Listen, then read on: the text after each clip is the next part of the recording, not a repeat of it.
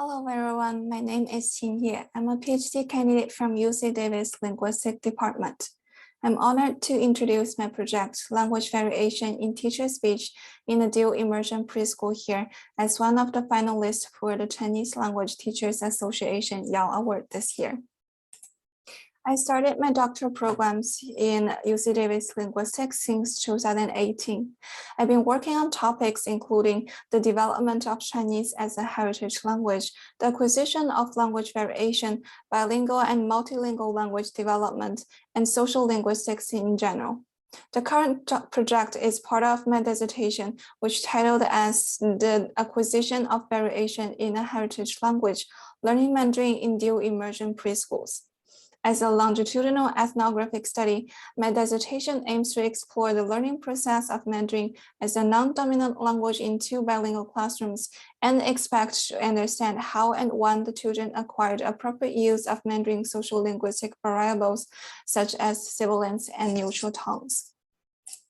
Language variation means there is often more than one way of saying the same thing. For instance, in the phrase fourth floor, it can be either read as fourth floor or first floor. The R sound can be either emphasized or omitted. Language variation is constrained by both internal or linguistic factors such as phonetic environment or sentence type and social factors including the speaker's age, gender, social and economic status, and the discourse types, among others.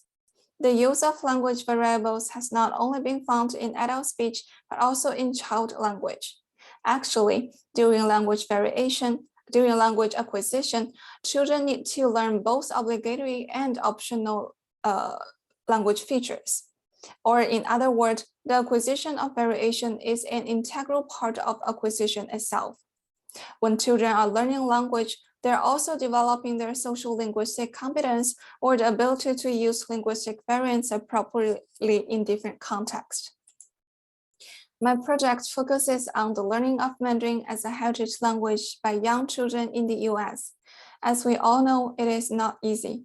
CHL students often have some early exposure to a Chinese language at home, but they may only have latent or tacit knowledge of the language, then quickly switch to English when formal schooling begins. As it is observed in other heritage languages, language attrition often occurs in 3 to 4 generations. Fortunately, there are more and more Chinese programs become available to support the language maintenance.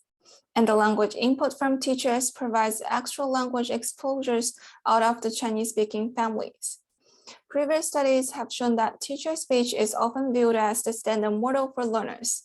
However, as the only native speaker of the target language, teachers most of the time only use the standard form in class and therefore limit the exposure of stylistic variation. The dual immersion model provides a different learning context where students have more chances to interact with each other from different language backgrounds. At the same time, teacher speech may vary in different discourse registers and has its own dialectal features. Therefore, my project focuses on 2 research questions. First, what kind of Mandarin input is provided for the emergent bilingual children in class? And second, what kind of tonal and sibling variants, if any, do the teachers use when talking to the children? My research setting is in a dual immersion preschool, which locates in San Francisco Bay Area. As one of the top metropolitan areas by Chinese population, San Francisco serves as the home for many different types of Chinese immigrant families.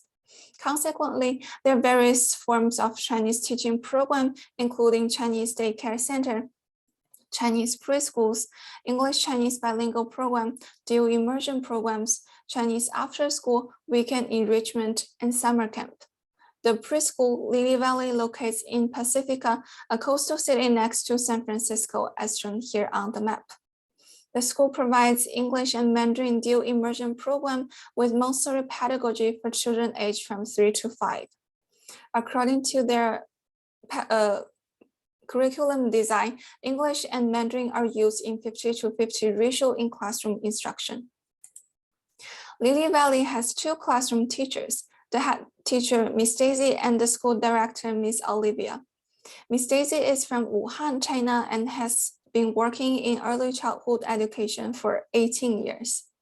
She has been the lead teacher in the school for almost 3 years and is responsible for curriculum design, classroom management, and all the other school activities. Miss Daisy uses English as her second language and slightly Wuhan dialectal Mandarin with the children. While Miss Olivia was born in the United States in a Chinese immigrant family from Taiwan. In 2017, she opened a school for children in the local areas. In classroom, Miss Olivia speaks in English with the children most of the time and introduces some Mandarin expressions in circle time and story time. In her Mandarin speech, there are some typical Taiwanese Mandarin features such as full tone in compound words and dentalization of sibilants. Currently, there are 7 children enrolled for the current school year. There are 2 boys, Joseph and Noah, and 5 girls, Isabella, Mia, Jenny, Emma, and Evelyn.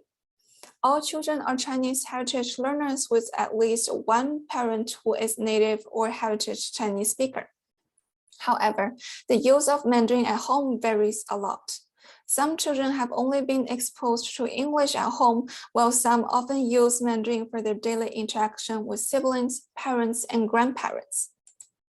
This is one of the daily classroom activities, circle time. Every morning, the teachers and children sit in a circle and start the lesson. One of the teachers gets started by greeting everyone in the circle with a song. Then the teacher presents a work for the children. For instance, this is a work presentation about different landscapes. Miss Daisy demonstrated a land water model of Cape and invited one of the children to pour water in it. Then she presented the sandpaper board of Cape. The yellow part is the land and the blue part is the ocean. After this, she showed the children the picture of Cape with its Chinese name 海峡 and its English name Cape. Children repeated 海峡 Cape. In the same manner, she demonstrated the rest of the landscapes, strait, isthmus, and gulf. Children came to learn how to say these words, how they look like, and the different combinations of land and water. To investigate the Mandarin learning in Lily Valley, I've completed more than 320 hours classroom observation with more than 60 hours audio recordings, including teacher speech or child-directed speech in different classroom activities and the adult-directed speech with the teachers in social linguistic interviews. The analysis focused on 2 linguistic features, tonal variation and sibilant variation. Tonal variation means that lexical tones can vary in terms of several acoustic parameters, including syllable duration, mean pitch, pitch range, pitch contour, pitch slope for tone 1, 2, 4, and turning point for tone 3. Mandarin sibilants can vary in 2 different ways. The retroflex sibilants 支吃诗 can be dentalized as 滋呲丝. For instance, one monkey, 一只猴子, was realized as 一只猴子. On the other hand, the dental sibilants 滋呲丝 can be realized as the corresponding retroflexes 支吃诗. For instance, yesterday, 昨天 was produced as 昨天. I'll talk about these 2 variables one by one in the following slides. The study examined the realization of 4 lexical tones in disyllabic words in declarative sentences. As shown here in the table, the target disyllabic words are compound nouns where the first syllable only bears tone 1 to avoid the contextual impact on the pitch contour at the lexical level. Here I've compared the tonal variation in 3 registers, the bilingual classroom CDS, and the social linguistic interview as the ADS, and this is further compared with the realization of lexical tones identified in a monolingual Mandarin CDS corpus on tiles.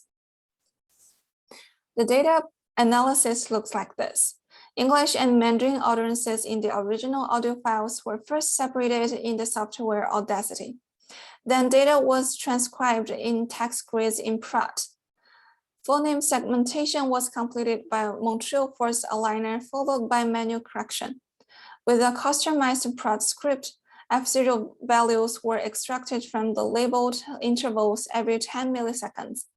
with other contextual information such as individual speaker, token number, target word, and time point. Tone tracks were verified by visual and audio checks during the manual correction. Data normalization and tonal contour plotting were conducted in R. F0 was normalized for duration and intra or inter-speaker variation. Lastly, the tokens were normalized for the main pitch of the high flat tone or tone 1 in Mandarin. RPRO, a specialized application of mixed effects of logistic regression, was used to examine how the key parameters were affected by linguistic and social factors. Statistic analysis showed that bilingual teachers tended to produce lexical tones with longer syllable duration, higher mean pitch, wider pitch range, steeper pitch slope, and an earlier turning point for tone 3. As shown here in the picture on the right, the pitch contour, which serves as an identical feature in lexical tone perception, has also been enhanced in bilingual classroom speech. Besides the contextual influences, linguistic factors such as consonant onset, vowel, and tone affected the tonal variation in the 3 registers similarly. Besides this, similar findings have been identified in foreigner-directed speech in previous studies as well. To investigate the use of sibilants as social linguistic variables in teacher speech, I also focused on the realization of word initial sibilants and whether they are dentalized or retroflexed. Consider that both teachers retroflexed dental sibilants at a very low rate, which is 2.13%. I excluded the retroflexed variants in the following analysis and focused on the dentalization of 知吃诗. A total of 2,065 tokens were identified from classroom speech and interviews. Tokens in incompleted or interrupted sentences, phrases with false starts, and repeated words were excluded. The variation of sibilants was set as the dependent variable. Independent variables were social factors and linguistic constraints. Social factors comprise discourse and individual speakers. For types of discourse, I investigated 3 different registers. There are singing or nursery songs during circle time, informative instruction and storytelling, and social linguistic interviews. Linguistic constraints include the initial of the syllable, vowels in the syllable, final consonant, tone, word class, and sentence type. In general, the use of generalized sibilants by the teachers is quite systematic. The pattern is significantly constrained by both social and linguistic factors. Miss Olivia preferred to use the standard forms more than Miss Daisy, and both teachers tended to use the standard variants in syllables which had wu in vowels, words which serve as numerals and adjectives, syllables that that started with shi and ended with the velar nasals or no final consonant, syllables that in tone 1, tone 0, and tone 4, and syllables which occurred in imperatives and exclamation sentences. It seems that most of the time, the factors are driven by the emphasis in the discourse and the ease of production. In conclusion, results show that Miss Daisy and Miss Olivia had their own styles in the terms of language choice and variation patterns. Miss Daisy identified herself as the one who was responsible for Mandarin input in class and should encourage the children during their Mandarin learning, which is more challenging than English learning. While Miss Olivia identified herself as the manager of the whole school and thus viewed the overall operation as the priority instead of language teaching. The differences in the ways that the 2 teachers positioned themselves in the classroom to some extent affected their patterns in using the languages and language variables. In general, they tended to hyper-articulate their Mandarin lexical tones and use standard forms of sibilants in classroom instruction. It seems that although the 2 teachers perceived their roles differently, both of them were trying to provide clear and rich Mandarin input with tonal and sibilant variables that were used in consistent patterns. This Mandarin input with tonal and syllable variables shows that the particular needs of the English dominant children to acquire Mandarin have been acknowledged and addressed in the bilingual classroom speech. This is the end of my project, and here are some selected references for this project. Feel free to contact me for any questions and suggestions. Thank you very much for your time.